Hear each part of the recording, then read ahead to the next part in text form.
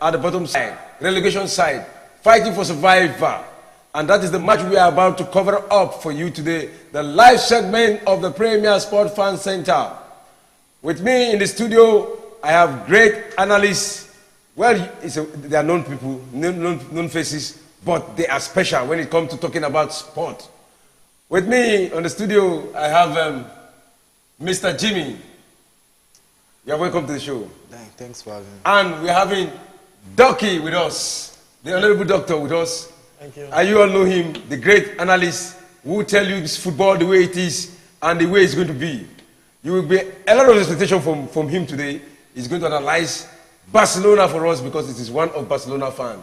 And right now, it is the 29th minute into the first half of the match, and it is Barcelona who have taken the lead through Lewandowski, who have had a goal drought, but today we have seen him back to the party, and he has scored a goal in the first half. Well, before I go further, Mr. Jimmy, what are your expectations in this match? I expect Barca to have a comfortable win in this match, going into the Clásico in the midweek, just for confidence. I mean, they beat Madrid the last time, so I think they'll be looking to get confidence from this game going into that game. Yeah, they'll be looking to get confidence. You know, Mr. Doctor, you know, relegation teams are always teams that will come out like a dying lion. You know what I'm saying? A dying lion, like as if they are pushed to the wall, they will come back, bounce back on you, all the angers, you know, and you always underrate them, and they always pull a surprise. To this match, Elche, that is the last table of the bottom line, and Barcelona top of the table. What are your expectations? Thank you once again for having me here today. All right. If you look at the position of the league in Spain right now, you'll agree with me that there is no underdog anymore. Between the 12th position and the 20th position, it's just about 2-3 points. Valencia, Sevilla, they are all dancing between 12. They are just like 3 points from borderline. So if Elche gets a 3 points today, they can actually move to 12th or 13th position. Wow. That's how it is in that region. So nobody is safe right now, and bottom table teams want to climb up. It's only natural. And when you are faced with a Barca that is inflicted with so much injuries, right now we have up to 8 first-team players not on the field. You want to count from De Jong, you want to look at Pedri, you're looking at...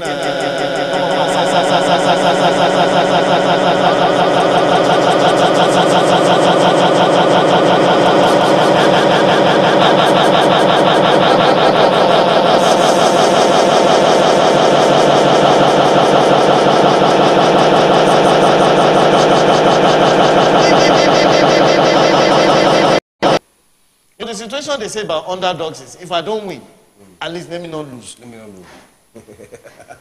If I don't win, let me not lose. And that is the statement from the underdog. And he has just analyzed it. But let us look at the tactical formation the both coaches brought up to the table today. We see Barcelona playing 4-3-3, and Elche they are playing 3-4-2-1. You know, what can you preempt what the managers want to achieve when you see Barcelona playing 4-3-3 and Elche playing 3-4-2-1. I think Elche are trying to pack the midfield. So because Barcelona, you know them for their tiki-taka style and how they dominate the midfield. But I feel like Elche are just trying to pack the midfield, so Barca don't have enough space to maneuver and move the ball and create for the attackers. All right, Mr. Doctor, the formation of Barcelona, is it the conventional formation of Barcelona? Today we are seeing 4-3-3, or is it a change of tactics? I think you'll agree with me that since the days of Johan Cruyff, 1992, 1993, Barca has gone into an attacking compression formation. Okay, we press together, we defend together, you know. Press forward, return back. Attack together, press together. So they run in this manner. 4 starts from behind, 3 in the midfield. Of the 3, 1 or 2 will hold. And then 1 will be a roving midfielder who will be able to throw long passes to the flanks, not through the center most of the time, to the flanks. And then we're supposed to have runners who can run in, both as a score playing or you want to dribble in. Ferran Torres, we know, doesn't do a lot of score playing. He can touch the ball 20 times and score play just once. But he will cut in and position final passes. Yeah. And now we have Sufati, who is just recovering and trying to get his form, playing from the left. Fati, we know, does not also score play. So they are not there as wingers. The 2 of them are there as supporting strikers. So Barca is actually using 3 strikers in this game, which is the traditional attacking formation, looking at the Johan Cruyff tradition of philosophy of football for Barca. So they press in the midfield, then attack all the way. So Lewandowski there to pick up the final ball, and we've seen one of the results already. Seeing one of the results, Lewandowski just scored the goal, and he's right now, as we talk, he's the highest goal scorer in the La Liga, because he's having 16 goals.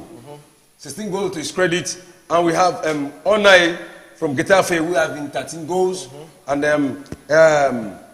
Arpas from Celta Vigo having 12 goals, and Iglesias of Betis also having 12 goals. You know something about Iago Aspas? Iago Aspas, for the past 6-7 seasons in La Liga, has finished top 3, top 4 in terms of goal scoring. Wow. Even when Messi was there, fighting Ronaldo, Aspas will finish top 4. He's consistent with 3rd, 4th position. Wow. So I'm not surprised he's sitting in 3-4. And he will likely finish in that position. He will likely finish in that position. Now, when we look at the standing, the table, you see the gap right now. Barcelona is giving to Real Madrid 15 points ahead with today's match, ahead of Real Madrid. That means it is over, because this is the 27th match. That means they have 11 matches to go. That's right. So can you say it is over? For me, when you're in La Liga, where you have the best teams in Europe, it's not over. Okay. Madrid can always pull a surprise. And I can always say, look at the crop of players they have. These are match winners. They can stun you. So it's not over yet, even with these 15 points, because Madrid will be playing tomorrow or next. And should they get their 3 points, it's back to 12 points in between them. So it's not over yet. 11 matches will give you 33 points. So we still have 33 points to fight for. You still have 33 points to fight for. And this is one of the kind of matches that Barcelona don't know how to play. Because if you look at their head-to-head, they have won their last 4 matches, and the team that won them was Almeria, 1-0. Barcelona will go beat Real Madrid, beat Atletico Madrid, beat all the big teams, but one small team will just come and surprise them. You know, it was Almeria that defeated Barcelona, that spoiled the winning run of Barcelona. So Elche is one of those kind of teams that can also spoil Barcelona run. Mr. Jimmy, what do you have to say about that? Yeah, but I feel like the title race is over already. It's over already? I feel like it's over already. When you look at this Barcelona team and the way they are playing, yes, they are playing very well, but you look at teams that can realistically beat them in the remaining matches. Maybe they face Madrid one more time, maybe Madrid, maybe Atletico Madrid.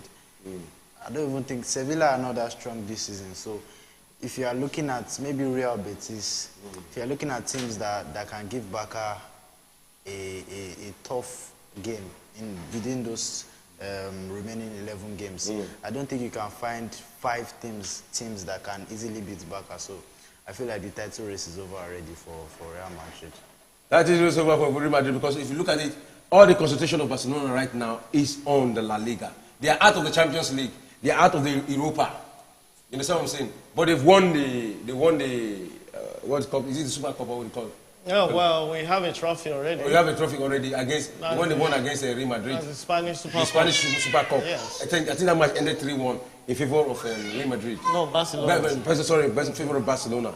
And right now, this is the only tournament that is left for Barcelona. Oh no, we still have Copa del Rey.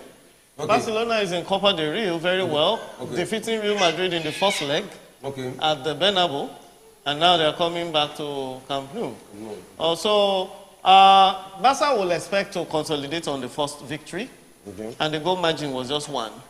Okay, so we expect to consolidate on that and also continue to fight. However, playing minions or lowly teams like Elche, I don't celebrate until the last minute. Because just one cross and one nodder or an error, a slip, will end up losing 2 points. So with these kind of matches, we don't rest until we see a consolidation, a second goal, or a third goal. That's when we start celebrating. For us, we have been surprised several times. We have been stunned. Like you said, Almeria came and stopped our winning run. And Barca was back to basics. We had to start counting again. And then look at what we faced in Europe. So it's not over until it's over. For me, 12 points between Barca and Madrid with 33 points to fight for. It's not over yet. It is not over yet, but it's a very big gap. 15 points. It's a very big gap when you talk about a league like the La Liga. Yeah. But another thing I want to talk about is the situation in Barca right now because they are having a financial transaction issues. Is that not a distraction to Barcelona? It's not affecting them on the field of play. The financial issues. Yes. It's not just one now. We have complexities of issues at the Camp Nou, and the major one being the suspension Barca is facing, or the trial going on with UEFA right now. The challenge was that Barca management was alleged to have given bribe to referees between 2003 and 2018 for favor. However, they couldn't establish beyond reasonable doubt that they did so in Spain. So UEFA is taking it up, trying to establish that Barca did one or the other. What the management of Barca is claiming is that over the years, they paid that referee to get information about the referees that will be appointed for their matches because they believe that they were being cheated by the referee board, which might not be far from the truth. La Liga has always been a king's kind of thing, and Real Madrid is the king's favorite. We all know that. So if they were trying to investigate the referees, I wouldn't blame them for it. However, it's become an issue, and if UEFA will find Barca guilty, points might be taken from them. They might be suspended from playing European tournaments. And they might even withdraw 1 or 2 of their trophies from Europe. Sanctions might come. Financial will definitely follow. However, that is not affecting this team. There is something Xavi is telling these boys that is making them focused. They are focused. They are very committed. They want the La Liga. They want the Copa del Rey. So they are very committed to what's going on the field. And their boardroom, their dressing room too. So that was a beautiful one. You can imagine. It would have been another goal for Lewandowski. And then I will have taken some water. That would have been the second goal for Lewandowski. A beautiful cross from the right side of the field. And Lewandowski fly to head that one, but he headed it up above the crossbar. That's a bit. You were saying something very important. Yeah, so Xavi is telling them something in the dressing room that is making these boys perform. Remember, Xavi is on the back foot right now. 4 of his key players are down. Imagine you losing your most talented upcoming player. For the past how many matches? He has missed 17 matches, and then he tried coming back. Now he's been gone for another 30-something matches. So that guy is going to miss about 20-something matches in the season. How many matches do they have to play altogether? Which means most of the season, the best up-and-coming player for last season is not going to play. Look at Gavi, he had his own spell. Dembele, just coming up, performing, playing a whole season without injuries, suddenly go back to injury.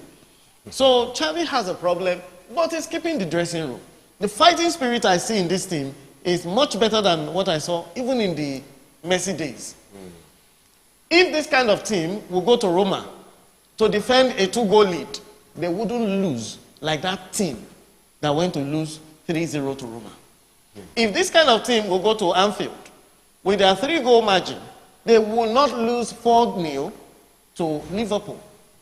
Because they have a fighting spirit, they all defend, they all attack, and they are very committed to the team winning. So there's something Xavi is doing with this team, and we like it.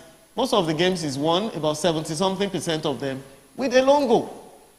1 goal. Yeah. To the extent that Simeone is even making jest of him already, that he's winning with a lone goal. However, Xavi will laugh at him and say, see pot calling kettle black. Simeone. But he's getting the 3 points. Of course. A goal can give you 3 points. Which is what we need. Well, that's what you need. So, Mr. Jimmy, can you just analyze what you are seeing so far? Oh! What a save from the goalkeeper. That's a beautiful one. I will have taken and it's a counter from Elche. Without ball get to him. No, the ball didn't get to him. It's not going anywhere. That's a good defensive work for Elche. Mr. Jimmy, can you just summarize what you are seeing so far? The domination you see. Arsenal, Barcelona have dominated this very particular match against Elche. They are taking the ball to them. They are everywhere. Both right, left, center, back. They have taken. That goal was saved by the defender, not even the goalkeeper. It was just a tiny thing. So what do you have to say about what you have seen so far? I have to agree with him.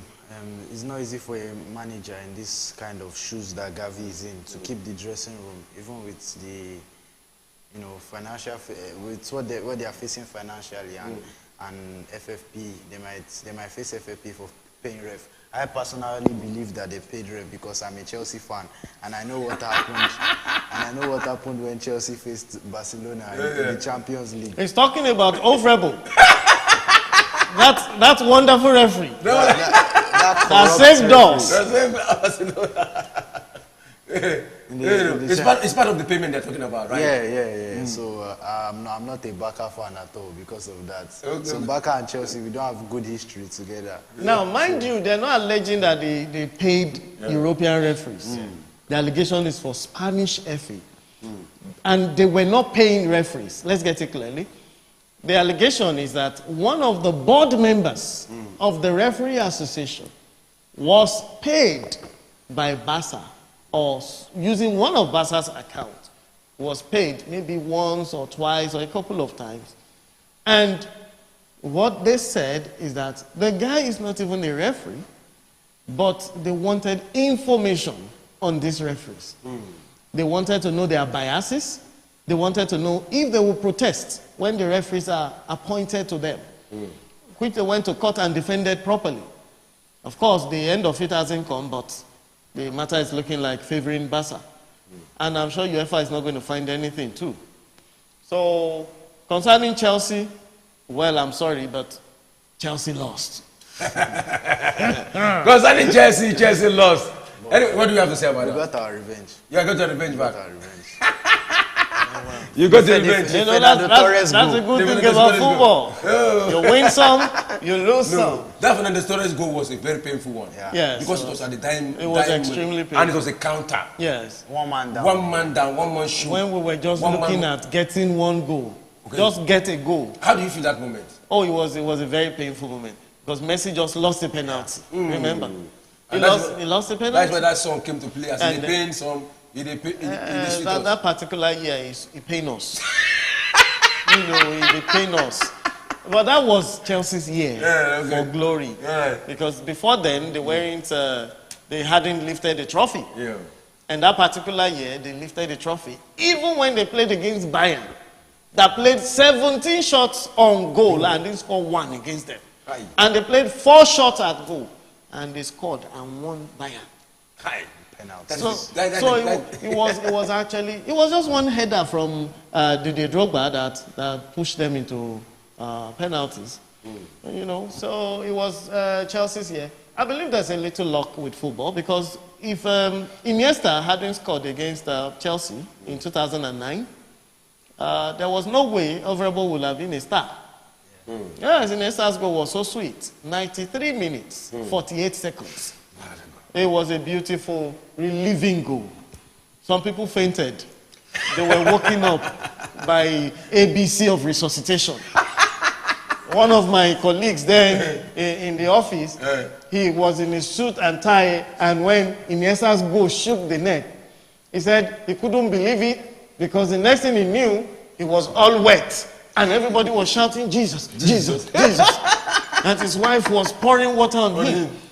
And he just fainted. And I really felt for him. Oh, no. But as they pained them, it was sweeting us. That is football for you. That is the fun you get in football. But right now, this particular match, it is half time.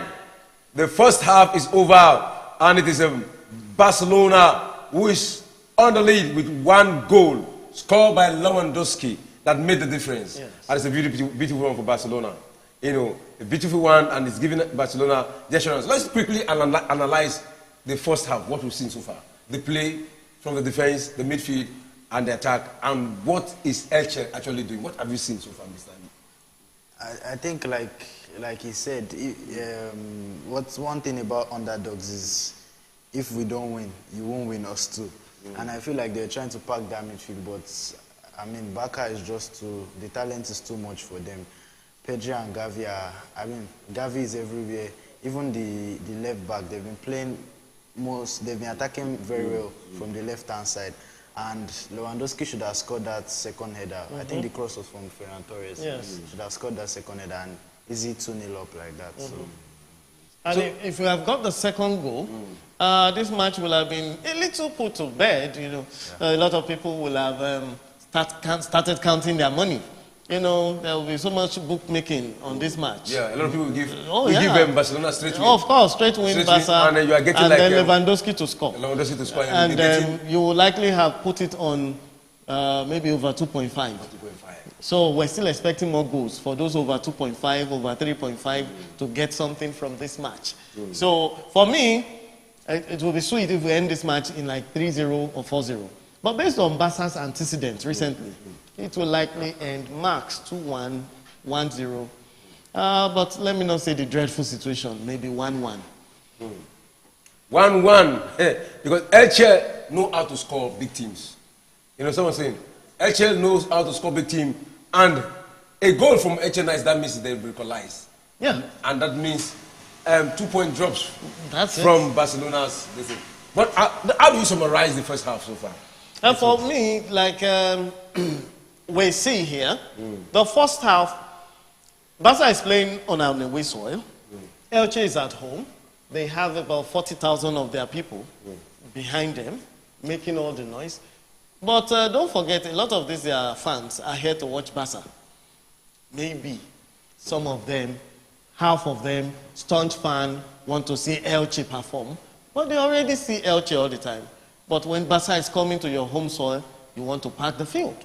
This is a stadium you will watch and you see a lot of scanty seats when they are playing Valencia, or when they are playing even Sevilla, or they are playing Almeria or Deportivo Alaves. But with Barca, they have almost a full capacity stadium. And they are behind their people. They make noise, they cheer, they boo, they whistle, and that's supposed to push their team. So with Barca going out, okay, they park the midfield, they're playing a defensive formation. What are they doing? 3 players in the back line, supported by 4, supported by another 2, and then a lone man in front to worry Araujo. and the Alonso in the front. However, what they want to do is absorb the pressure. Barca will bring pressure. We're playing a 3-4-3 formation, 4-3-3 formation. So definitely that is an attacking formation. Right. So you bring the pressure on. Let's absorb the pressure. Then through a counter attack. Because Barca plays compressing football. So everybody moves. So once you have the ball, you can throw a long one. And before you know it, they are facing test again. Okay, and Barcelona is not trained to defend in front of test again. Yes, they are trained to defend second line of defense, the holding midfielders. By the time you are facing the last set, Barca is exposed. Because even the central defenders, most of the time were chosen because of their skills in passing, not in defending. So we expect this match, the second half, to be like the first. But Elche will throw some last-minute trouble against the defense of Barcelona. Yeah, because they are hungry dogs now. They are the hungry lion. They have to do something to redeem their name. Last on the bottom of the table, it is something unacceptable. But let's quickly look at the substitution, what the managers will be looking at. Because after the first half, the second half, you begin to bring in your substitution. You begin to bring in your plan B. You know, for the side of Elche, the substitution, those on the line of substitution, we have Chitauya, we have Colado, Gonzalez, Kuti, Josan, Lirola, Mangalan, Marcao, we have Ponche, Vador, and Werner. That is what we have for Elche. Then Barcelona, on the substitution bench, we have Alacon, Balde, Busquets, Cardoso, Cassé, Padola, Penar, Tenas, and Torre. Is that reserve bench good enough to come and make a difference in the second half? For Barcelona, the bench is enough because Elche is an underperformer in this season. And you can see that from Barca's bench, you have 3 called up from the academy. They have Alcacon there, they have Torres also from the, Pablo Torres is also from the academy, and one other player from that region. Even the tennis guy is also from the Bakabi, and they are all there. About 3 or 4 are there from the academy to support. I don't see Busquets coming into play unless there's a crisis. I think he's just there for safety. Balde will likely get some minutes, possibly from 72, 73 minutes. Balde will come in for the aging Alba. And now the pressure will be less on them because they will have been tired. And Balde, you know his importance against Madrid, where Barca is going to play Madrid on Tuesday, on Wednesday. So they have to keep some legs and keep them fresh. So Balde will get some minutes, very likely. Busquets might not. If Kessie is on the bench, Kessie might get some minutes. And definitely Alcacon will get to play. He will be brought on to play. Alcacon or Alcacon, he will get on to play. The boy is an upcoming performer. His pull-out is good. He can play from the midfield, and he can attack very well. He also takes good shots at post, you know. So the boy is a promising guy. You know, Barca has a way of developing those talents. So the guy will get some minutes in the game. But by and large, I don't think those will determine the game. I think the game will be decided by the present crop of players. Within the first 60 minutes, Barca should get a second goal, and that should seal it. And that should seal it. Let us look at the front line of Barcelona. Ansu Fati, Lewandowski, and Torres. How do you see the combination? Well, normally we see Dembele on the right-hand side, but due to injury, we can't see him. So I think Rafinha is the second choice for the right-wing position. But Ferran Torres, I think he has had some flashes of brilliance this season at the right-wing position. So I think he deserves a start also. And they are playing Elche too, which is not the strongest of teams. So I'm not surprised to see Ferran Torres. Lewandowski has not been on great form recently, but he scored today again, so he's back on track. Ansu Fati, there has been talks concerning him leaving the club. But I mean, I think he's just focused on Barca for now, and so it's a good front three for Barca. So far, the first half is a clean sheet for Barcelona, and the lineup for the defense line, the four defender, Alba, Alonso, Koundé, and Aranjo. Have they performed to expectation? Well, so far so good. They've not conceded any goal. The measurement of the defense is in the amount of goals they concede. And aside from not conceding goals, they've been supporting the midfield and the attack. They've been pushing up with the team. So they're doing well. Araujo, as he always performs, is giving his 100. He made one or two blunders that could have earned him some yellow cards, but I think the referees didn't see them. And as it is, Koundé has been a bit silent in this game, but he's keeping his head in there.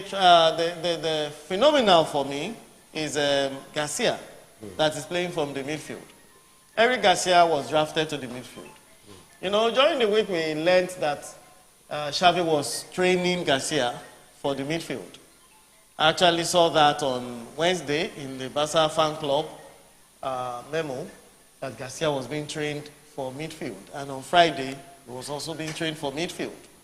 So as of this morning, fans were optimistic that Garcia might likely play in Busquets' role, so Busquets will rest. And that's what happened. So Garcia has been playing in midfield, so I see them taking him off for a more traditional holding midfielder. Or they take out one of the defenders if we're winning, push Garcia back, maybe Koundé should rest and make him fresh for the Madrid match. And then somebody else steps into the defensive position in the midfield. So defense line is not bad. All right, let's talk about the talisman of the Elche, that is Pere Milla. Pere Milla, the last time we saw him play and score was in February 4th when Elche defeated Villarreal 3-0 and he scored hat-trick. Since then, he has not featured. Injury have taken him out. And the last one that he was supposed to play against Real Sociedad, he was suspended. Right now, this is a match he's featuring full-time. Are you expecting any surprise from him, Mr. Jimmy? Well, I'm not, because, I mean, this Barcelona defense is one of the best in Europe, if not the best in Europe. Araujo has been one of the best defenders in the world recently. So I think Xavi is building a really, really strong foundation, especially, I mean, there's this saying that your attack wins you games, your defense wins you the league. So I don't really see any Elche player getting past this Barcelona defense, so it's a no from me. Because right now, they kept the Elche player away from the 18 box, even away close to the goal, to the 18 box of Barcelona. They kept them dipped away to their own side, and they've not been able to create chances. Let me quickly run down the statistics of the match.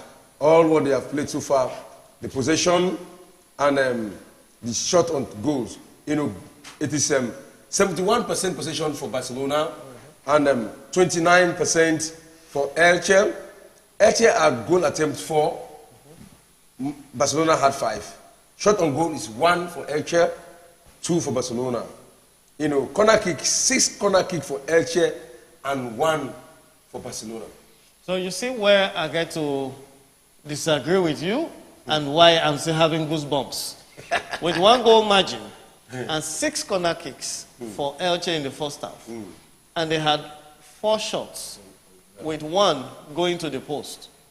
There were attempts too, they were blocked by defenders that didn't end up as a shot at goal. Elche has not been bad in the attack. And that man, the striker, these are players that can pull things out of the heart. Just 1 counter and a miss from maybe Garcia or Alonso, 1 long shot, and that's it. Oh, and just 1 header, and that's it. So we can't say that the guy may not come to the party until the end of the game. They are strikers. You know, they actually don't play anything until they score. Yes, and if he doesn't score, he becomes silent, you know. He's not there. But they've been attacking. They've been attacking. They've had so many crosses, up to about 8 or 10 crosses in the first half. And that's a lot, because you can make mistakes. Yeah. And they've had 6 corner kicks in the first half. That's a lot, really. That's a lot. Yes. And just one for Barcelona. So Elche is actually attacking. All right. All right, Doctor, that's one question I want to ask. You know, Xavi, the manager, the coach of Barcelona, were you one of those fans that were shouting Xavi should be sacked? Because prior to this very particular time, where we see Barcelona picking up, winning game, you know, they had a very bad start of the season. They were losing most of the matches. You understand what I'm saying? But they just picked up. Were you one of those fans that were saying Xavi should be sacked? Oh, no. You know, at the exit of Messi, we all knew Barca would come to this point. You know, life is about a curve. Ascend, descend. Yeah. Law of diminishing return will set in. However good you are, you will reach your climax. And when you plateau, you must come down. Barca had to come down at a point in time. For about 12, 14 years, Barca was up. And then by 2018, 19, diminishing return setting. So we knew Barca was going to face its own demon. And when, in fact, that was the reason why Xavi was brought in. Xavi was not brought in to win the league on his first appearance. He wasn't brought in to win Champions League at the first season. Remember, Xavi inherited a team that was in 8th position, with Koeman not winning up to 7 games in a row. Yeah. In fact, as at the time Xavi came, Barca had last won an away match after won 14 matches without an away win. So he came to inherit a poor team without Messi. Nobody to carry the team. And they were just trying to blend, trying to come up. So some of us saw these things and we expected Xavi to bring in the changes for the future. And yes, he responded well. He developed Pedri. He brought in a Gavi from somewhere. And then 1 or 2 academy players too were promoted. And then he encouraged the likes of the young to press forward. He gave him more advanced role in going forward. So he started some arrangement. And if you watch Barca play now, they don't do tiki-taka.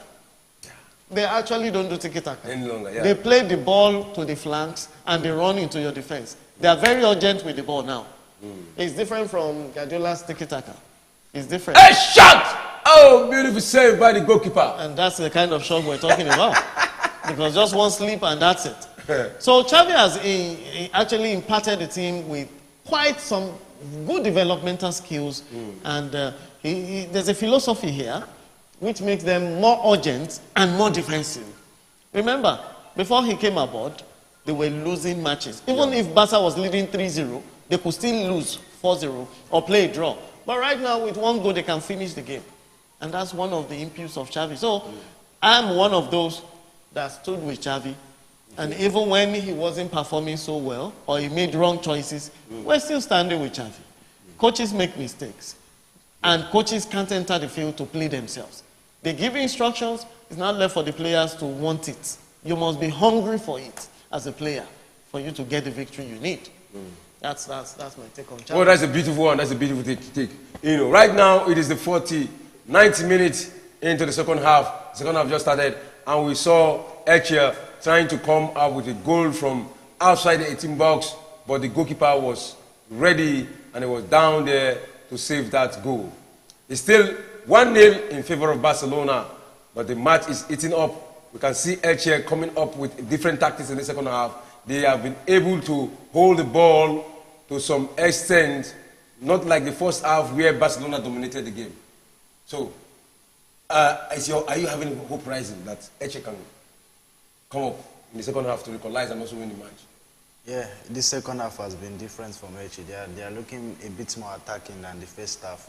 The first half, I think they were a little bit defensive, but the second half they've looked more dangerous. But I don't think they are still clinical enough to get a goal. I mean, I'm seeing them past the midfield, but they don't really do anything when they pass the midfield.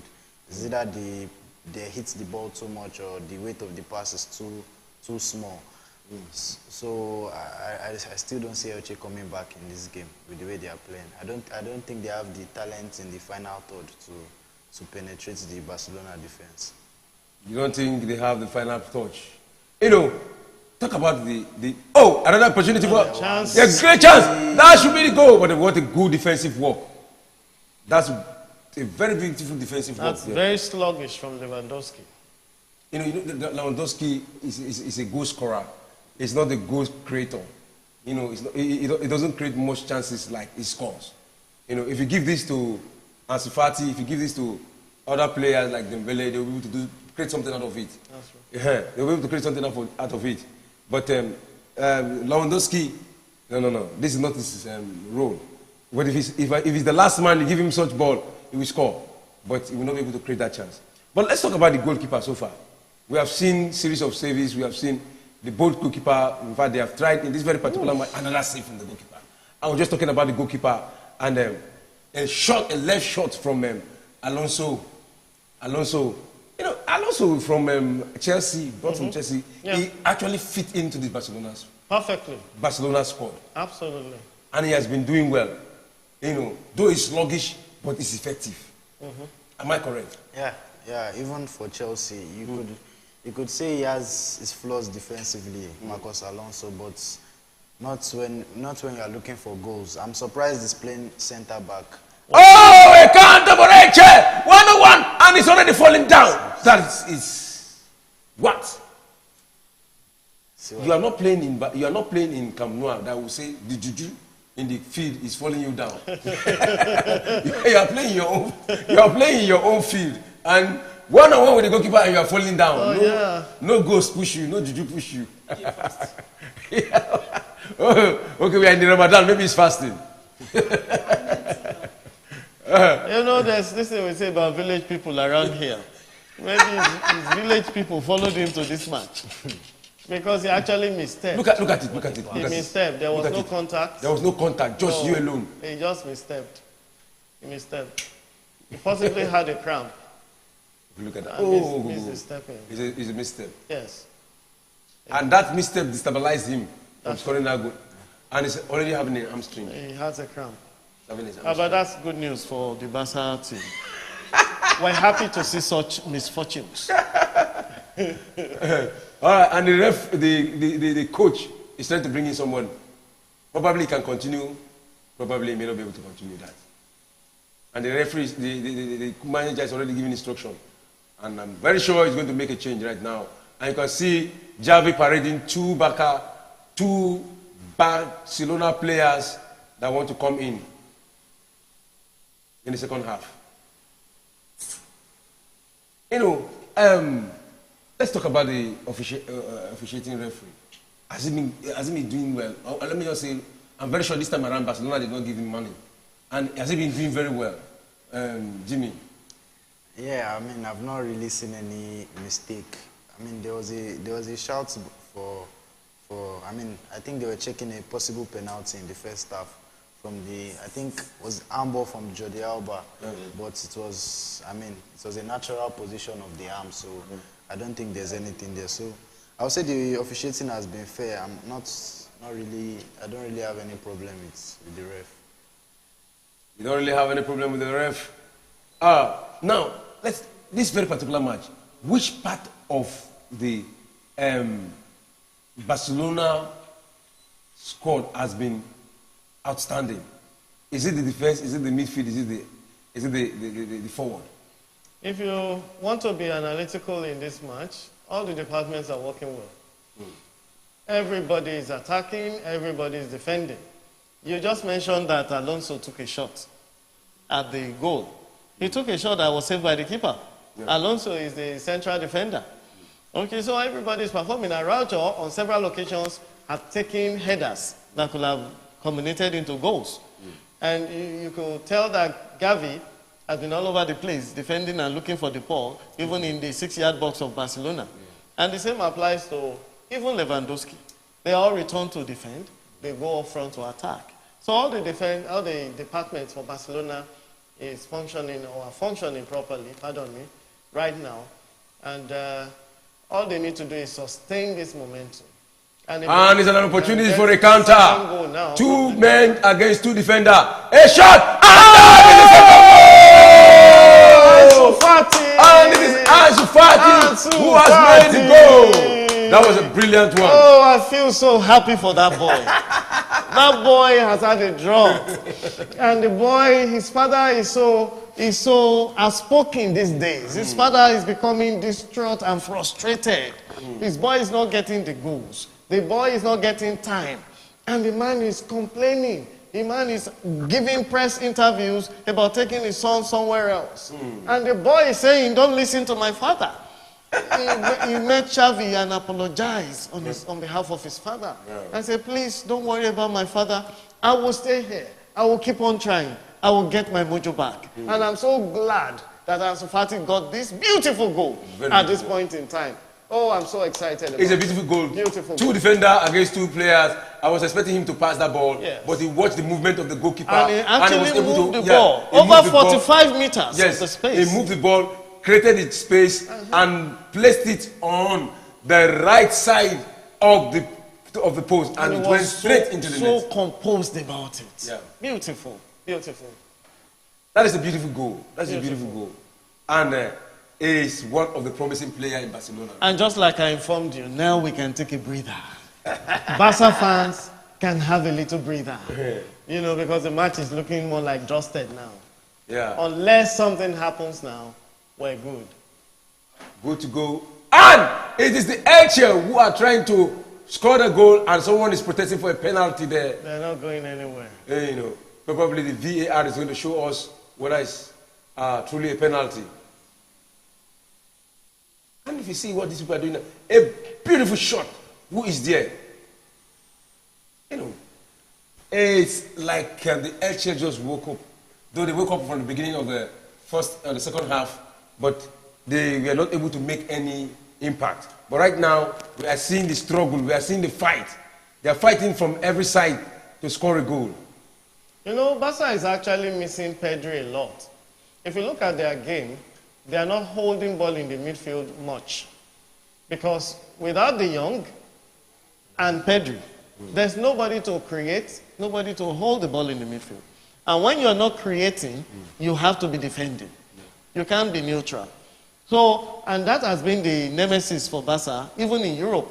Without Pedri to create, Dembele to create, how are you going to get the ball into the final third? How are you going to position it as a final pass for even Lewandowski or Torres or any of them to strike?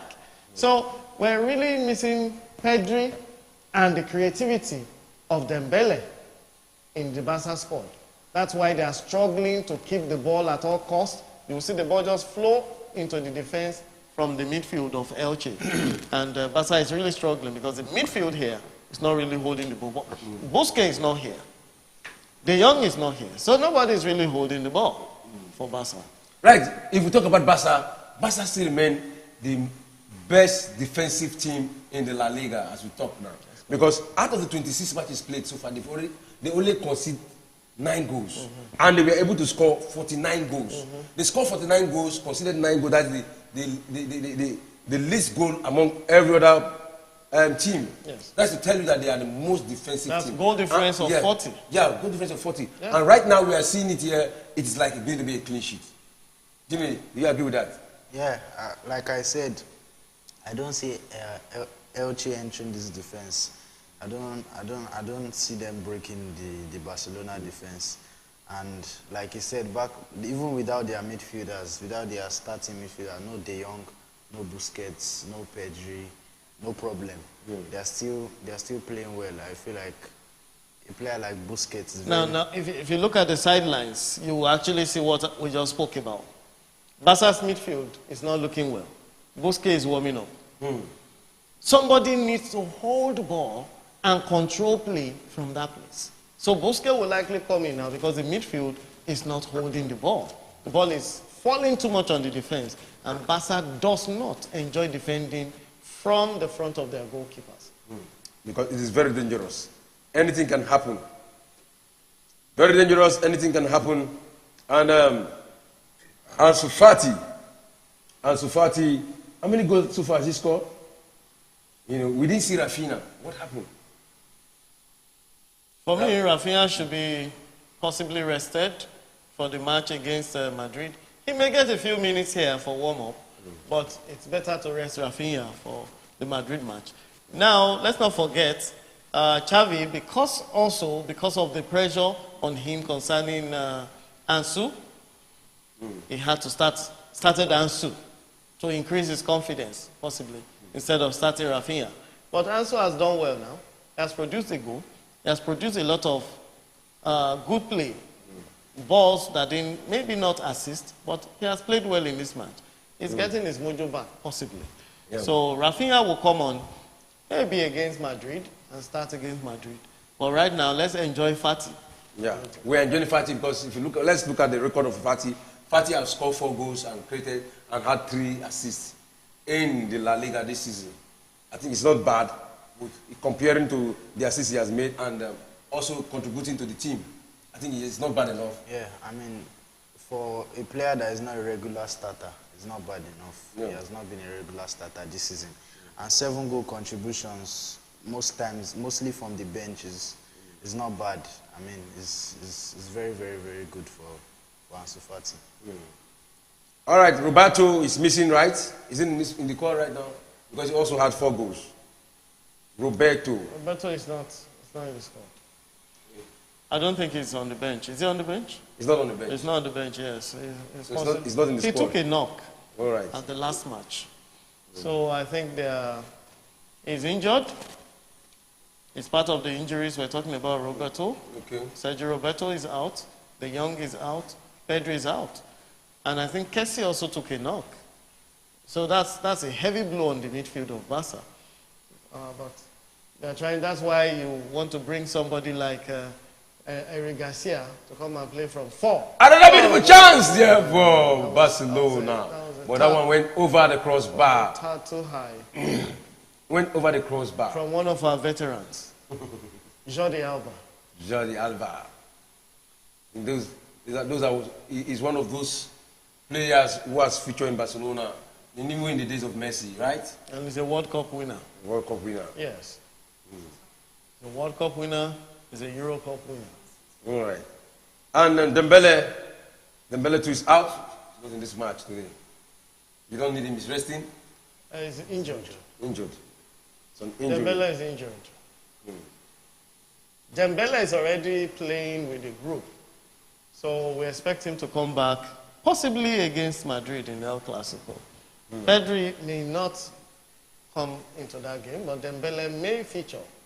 Maybe get some minutes. So, wow. As it stands now, that means Barcelona will be in the next Champions League because they can never go more than first position in this very particular season. Because right now the gap is just too much. The gap is just too much. Oh, that's a beautiful pass, but his back lip. It was intercepted. Yeah. It was a terrible, terrible interception. For Elche, that was a good interception, but Lewandowski could have used the other side. Instead of going to the left, he could have swung to the right and dropped that ball for Torres instead of targeting Fati. You know, when we look at the head-to-head of Barcelona versus Elche, it is Barcelona who have always won against Elche.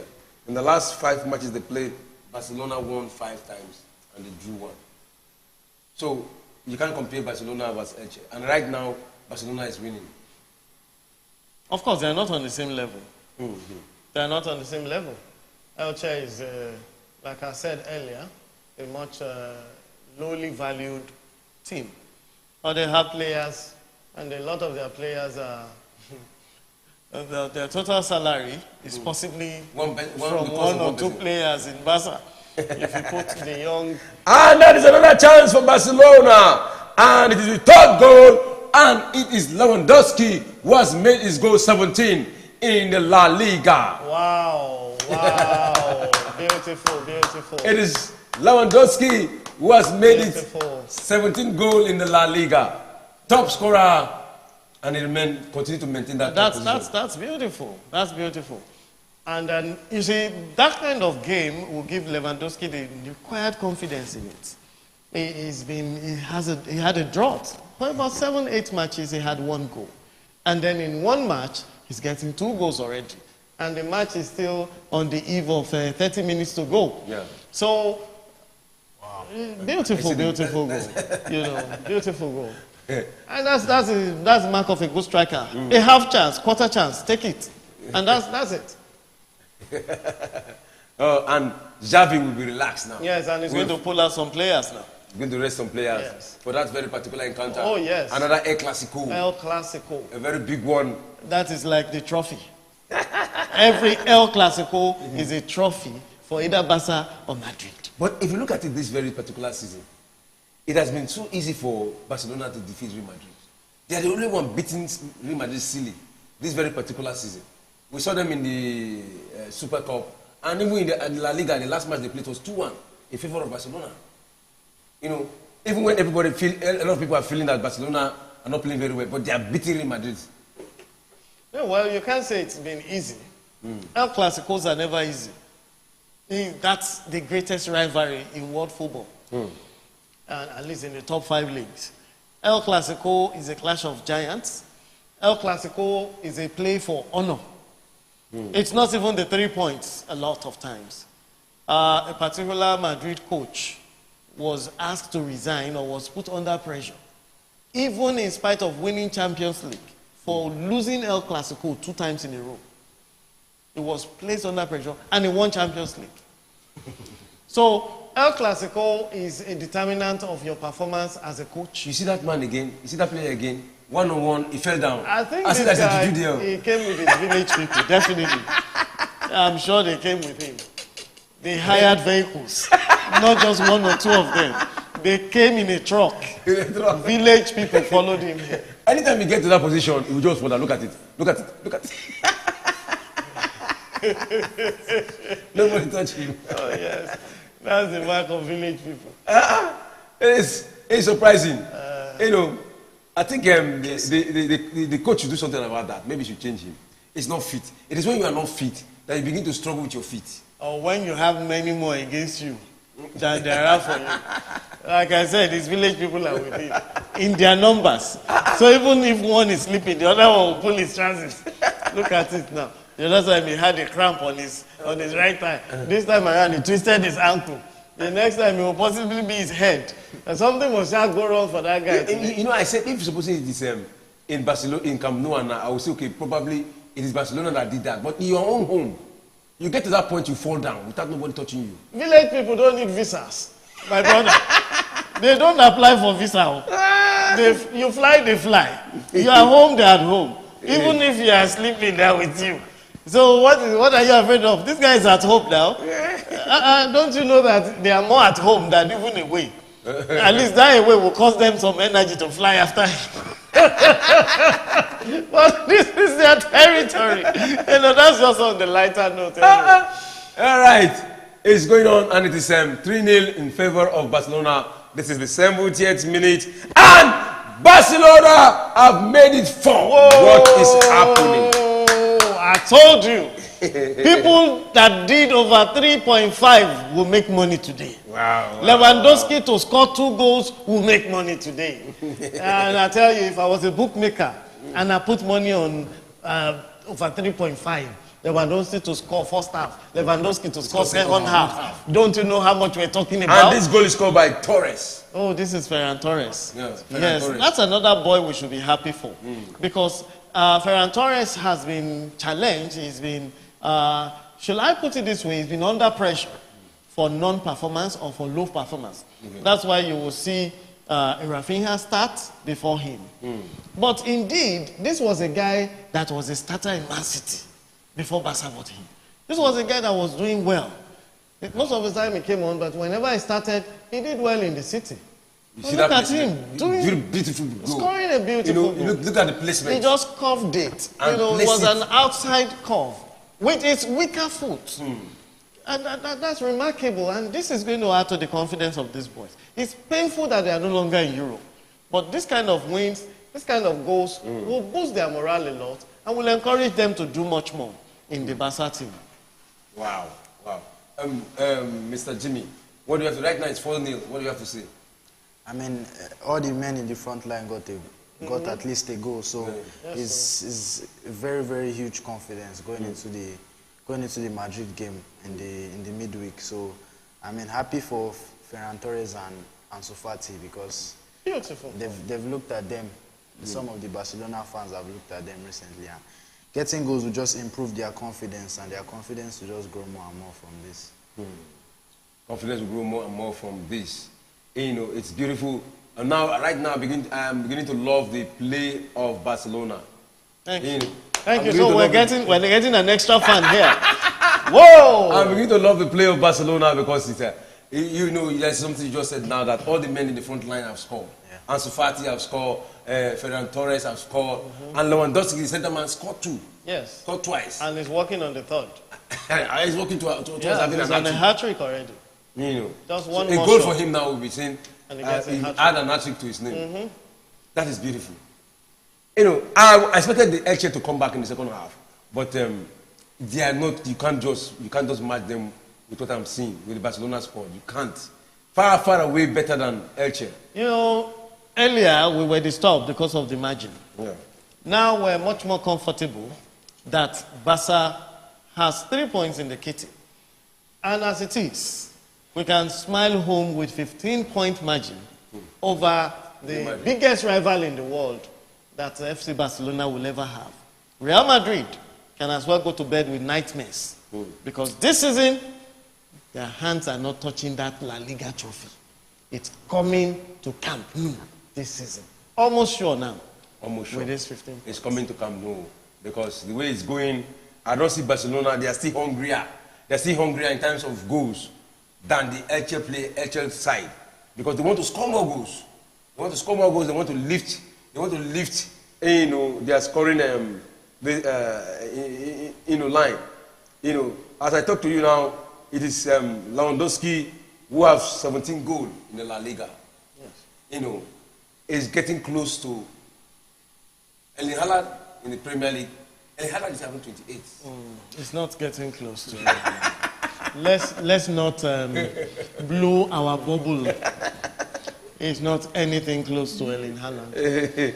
17 goals, he still needs 11 to come close to Erling Haaland. Except you are going to play handball. He's not going to get that easily. You know, and if we talk about the second position to Harry Kane in the English Premier League, he's having 21. Yeah, Harry Kane is. Harry Kane will likely finish this season with one of his best goal records. So far, I think the highest he's got was about 24 or 23 so far. But he could do more than 25 this season because he still has 11 matches to play and he's already doing 21 goals. And the best that we have seen in La Liga in recent time, it is 32 by Mo Salah. In La Liga? In Premier League. Oh, in the Premier League, it is Mo Salah, yes, who has scored 32 Premier League goals yes, in one season. You know, before Mo Salah, it was Luis Suarez that set a record that Mo Salah came to break. Luis Suarez did 29 goals, or 28, 29 goals in the season before he left for Barca. Mo Salah has done 31 or 32 goals. But they're still very far from the king of football. They're still very far from the assistant king of football. You know, I don't have to mention their names. The king is the one with the World Cup. The assistant is here to win the World Cup. You know their names. You can fill in the space. You can fill in the space. But I think the way it's going now, Erling Haaland is going to break that record because already he's having 28 goals, and we still have like 11 matches to go. So 4 goals will not be an issue to him. To tally that, to break that record. I don't think Erling Haaland can do 50 goals in this season. But he can break 32 goals. Oh yes, he's definitely going to cross that record. He's going to cross that record. He's going to get 34, 35 goals. Very likely. You know, we're in the last phase of the season. Players get tired. World Cup qualifiers come in. You're playing for Euro qualifiers and the rest of them. So they have a lot of matches to play. For Man City, they don't have many competitions to play anymore. They're out of the Carabao Cup, they're out of the FA Cup, Champions League, and then Premiership is all they face. Hopefully, they will continue in Champions League. But for Premiership, I still expect Erling Haaland to do, in the next 11 matches, going by his record, he will likely do 9-10 goals. So he might get up to 36, 35, 36, but not 50 goals. Not 45 goals. I think Ronaldo did 45 goals. Messi did 50 goals. In a season? In one league season. And he did not play 38 matches. He played 36 matches to score 50 goals. Look at that goal record. 1.3 point something per match. Wow. Really remarkable. That is excellent. That is exceptional. It's beyond excellence. Yeah. Oh, man, that's great. So, this very particular match we are watching right now, where will you say is the powerhouse of Barcelona? Where will I say is the powerhouse? The powerhouse of Barcelona, the power where Barcelona is using to dominate Elche. Where you can say this is where Barcelona, this is their stronghold. I feel like it's their defense. Barcelona's. I said this before. I don't see Elche breaking the Barcelona defense, and they didn't. Well, for now, they haven't, and I don't think they will break the Barcelona defense.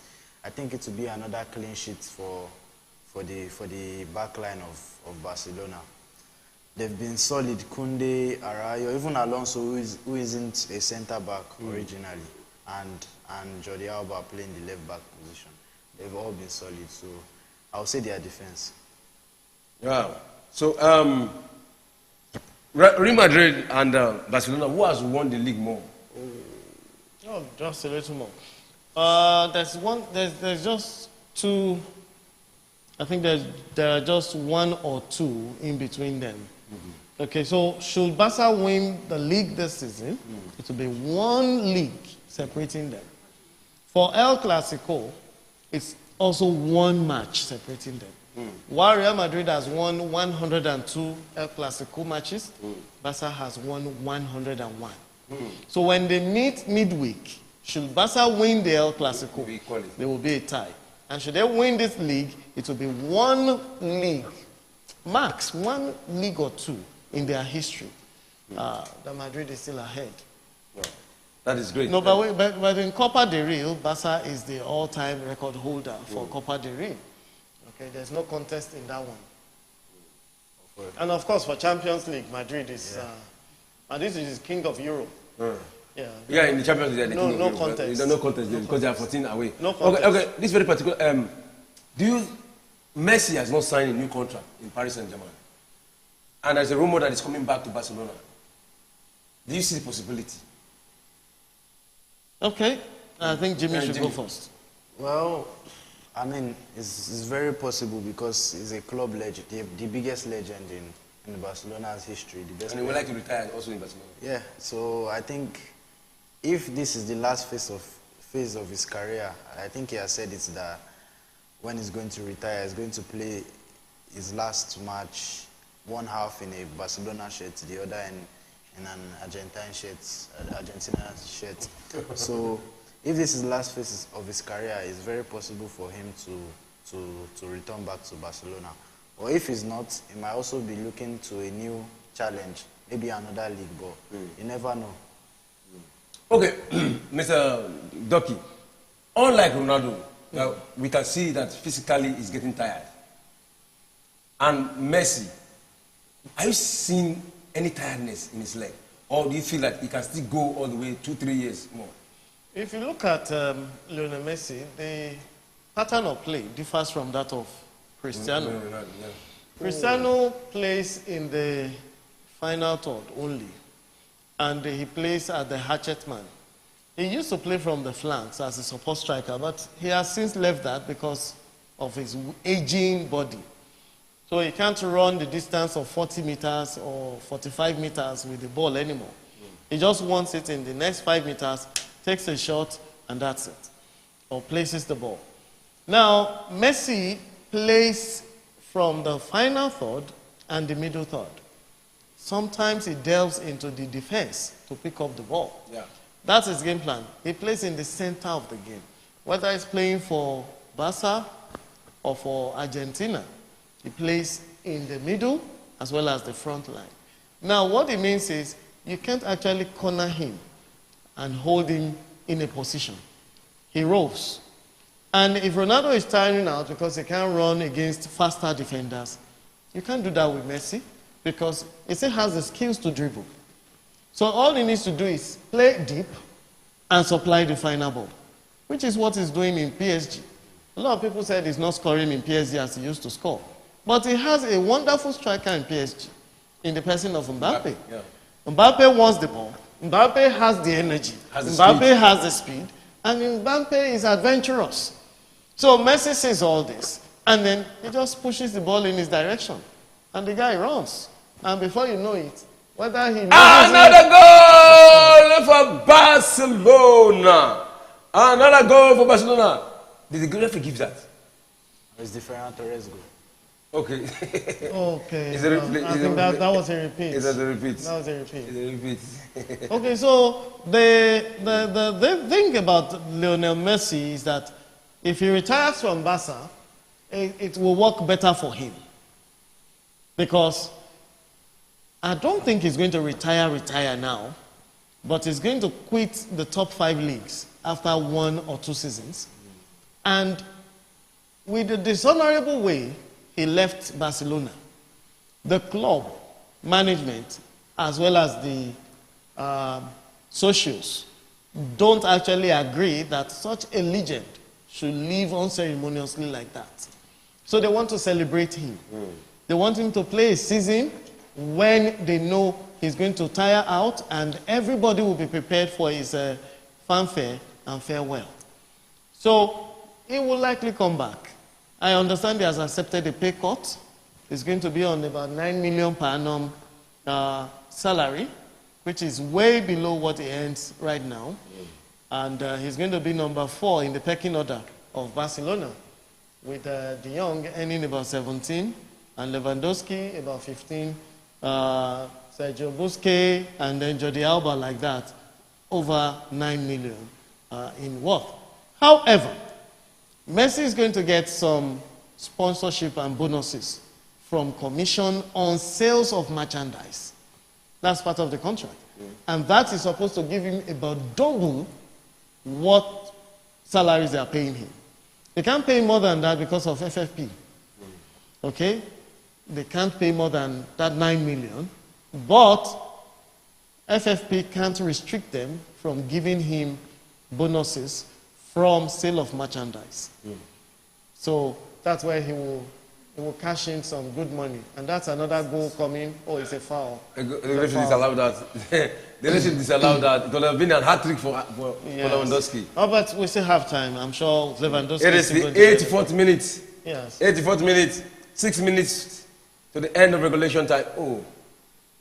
But that should have been a goal. Yes, he pushed. He pushed. That was a push. And the referee was right behind him.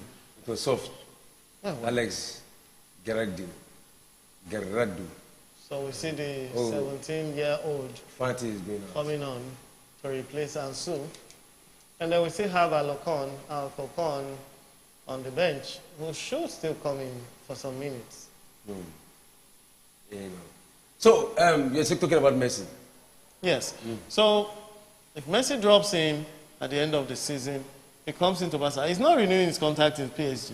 No, the thing about PSG is that what they want from him is not the league. They don't want the Ligue 1. They want the Champions League. Unfortunately, for 2 seasons, he has failed to deliver for them. Basically, I believe because of the kind of coaching and the system they have. The PSG team is an all-star team that is uncoordinated and disorganized. You have this Mendes guy that doesn't pass to anybody. He wants to run on the flanks and take the ball to the corner flag. Yeah. And 85% of the time, he will lose the ball in the track. Like Neymar. No, Mendes. Mendes. Even Yes. Neymar plays in that same particular. Neymar is a playmaker. He should actually move with the ball and leave the final ball for somebody else. But if you look at Mendes, who is supposed to be a fullback, support, provide, and let others take a shot. They don't do that. You will see a midfielder, Vitinho, holding the ball, looking at Messi in this direction, giving the ball back to Marquinhos, the defender. So you have people who can create. You're not giving them the ball to create. And you're sending it back to defenders. You're sending it back to the winger. So I believe they are disorganized. They're not coordinated enough. And they might not be able to get that Champions League very soon, unless they have some overhaul or change of management. So that means, as it is, Messi can still go on to play for the next 3 years. I'm sure Messi is 35. Ronaldo cannot play up to next year. Oh, he can. I will advise him to retire. No, he can. Ronaldo still wants to play in Europe. He wants to play in the Euro Cup. He possibly wants to retire from the next Euro Cup. That's next year. He possibly wants to retire from there, and that's why he possibly went to a place where he can get play time. If he stayed in top 5 Europe, he wouldn't get play time. He will have to be substituted from time to time, and that's not good for him. So he will go to a low club, a low league like Al Nassr. It's not a farmers league. I think it's a cattle league or a camel league. He gets playing time. He can score a hat trick, and the fans can shout, "Hey, Cristiano has scored!" The Ligue 1 is also a farmers league. Oh, Ligue 1 is a top five league. I don't see them. The Portuguese league is more competitive. No, than it's the not. Ligue 1. It's not. For me, that's how I see it. The Portuguese league is not as competitive as Ligue 1. Ligue 1 parades much more stars than Portuguese Because league. of the or the Paris Turkish Saint-Germain. league. Paris Saint-Germain, Lyon, Marseille, even the other clubs that you think are lowly, put them in Europe. Let them go and play Europa. They are not a bad league. It's just that, you are only as good as the league you are playing in. If you are playing in a top 5 league, you are as good as that league. When you go and play in a cattle league, you will be as good as cattle league. I think that's why PSG have not won the Champions League also. No, PSG had ill luck winning the Champions League. Remember, they played twice in the semi-finals of the Champions League recently. Twice. They played one against City or so. They played against Tottenham, and they lost in the Champions League semi-final. It's not funny. And they played in the final. In fact, they played twice in the final of the Champions League. And for you to get into such positions, you must be good. You are at Champions League level. So you just take an element of luck for a Lucas Moura to get the ball from you and get a goal, an underperforming Lucas Moura to come in and score 2 goals and edge you out in semi-finals. Again, Tottenham. Hello. So they've been unlucky. Apart from being unlucky, I think they had good coach. The likes of Pochettino, and when Pochettino was there, we saw what he did in Tottenham before he went to Paris Saint-Germain. As expected, in fact, he was even one of the worst coach that has coached Paris Saint-Germain. Yeah. And I feel one of the biggest mistakes they made was sacking Thomas Tuchel, who took them to their first final. Yeah, 2 finals. He took them to the final, and there's only a limit to what the manager can do. He already had this plan. I feel like the players did not do enough in Neymar and Mbappe. We're expecting a lot of goals, so just a boring 1-0 win for Bayern. That's another challenge I see with PSG. The understanding between Neymar, Mbappe, and Messi is not working. Not working. While Messi will provide for these guys, these two, as much as possible, don't provide for the others as they should. Mbappe does not provide for anybody. Neymar still tries to provide, but Mbappe just takes a shot. Even when you have 4 people facing Mbappe, he's going to take a wild shot and he'll be happy for it. It's that bad.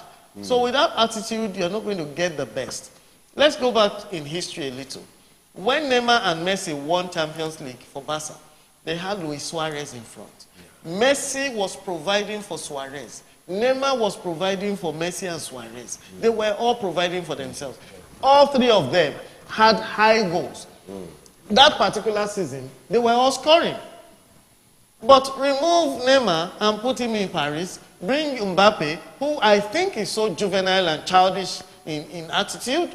I want to be forward, I want to win everything, and I'm not ready to work with anybody kind of attitude that he came in with.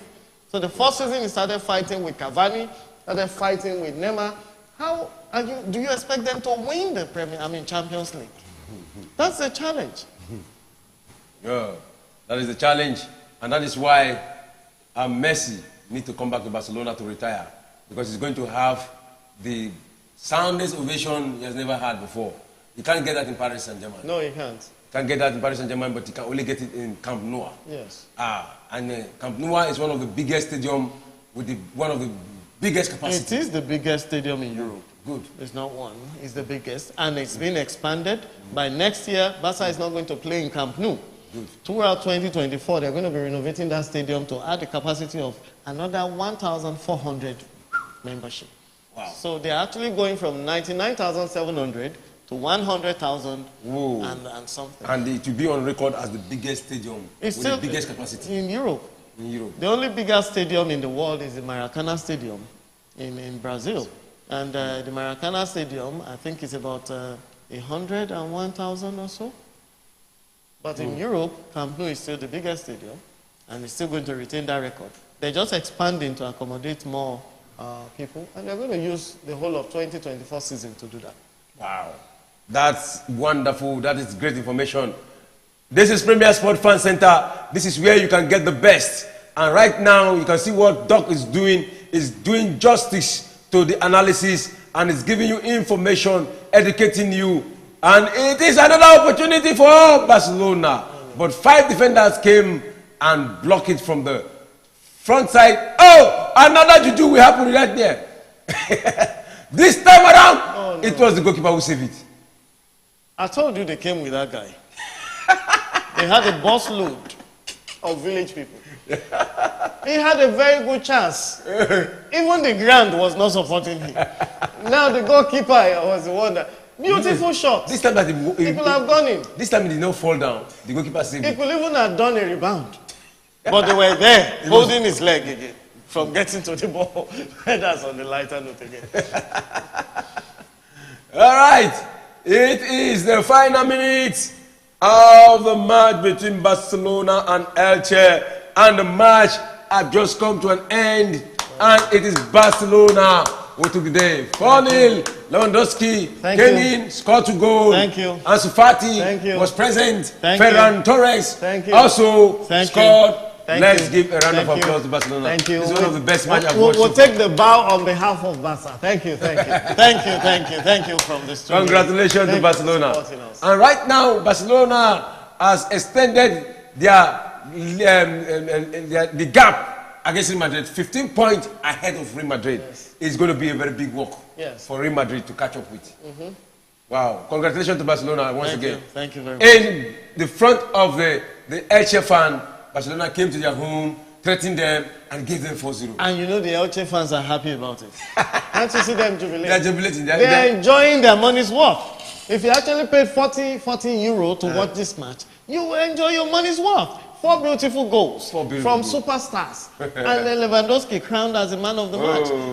I said it. So Lewandowski, most valuable player of the match. Lewandowski is the man of the match. And here, right here, we are giving it to Lewandowski. There's no doubt about it. No doubt about it. He deserves it. He deserves it. He deserves it. And congratulations to Lewandowski. And before we round up the match, can you just quickly summarize everything that has happened in 2 minutes? Yeah, for Barca, another brilliant win for them. Going into this game, with not their strongest team, not their strongest lineup, but they still managed to do the job. And I mean, with style.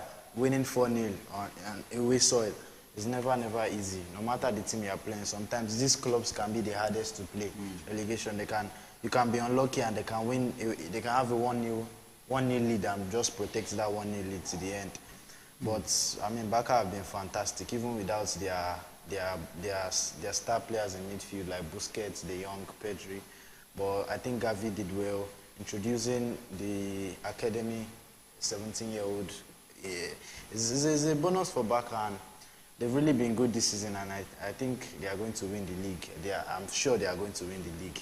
They just need to continue like this, and Xavi will have his first La Liga with Barca. Yeah, for me, it was a very beautiful match. We enjoyed it. Yeah. It was attack for attack. First half was like that.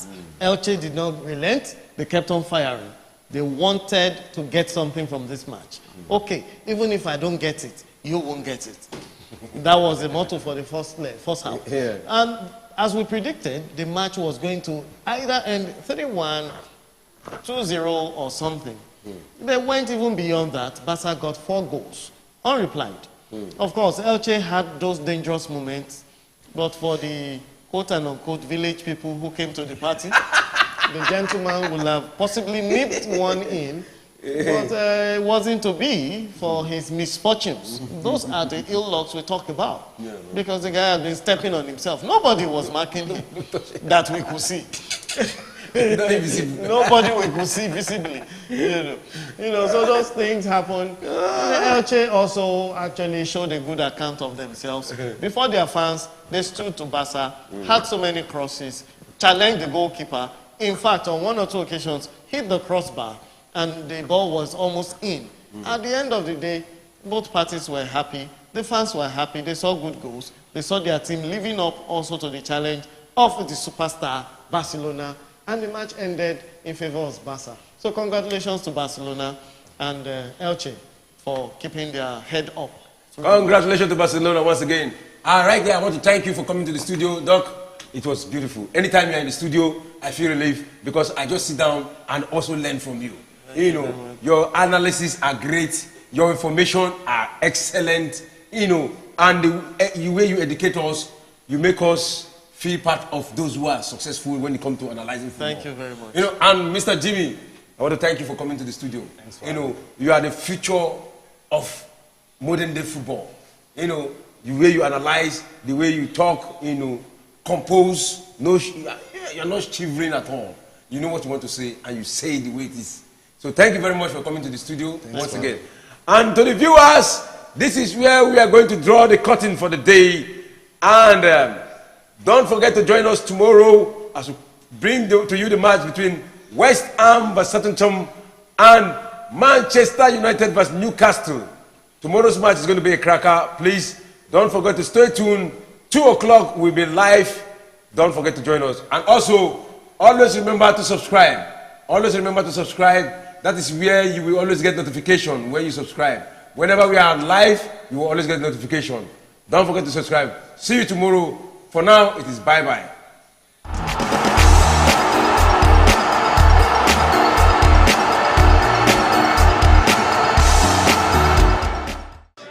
The teams with the biggest fan zone in the world, Chelsea versus Manchester United.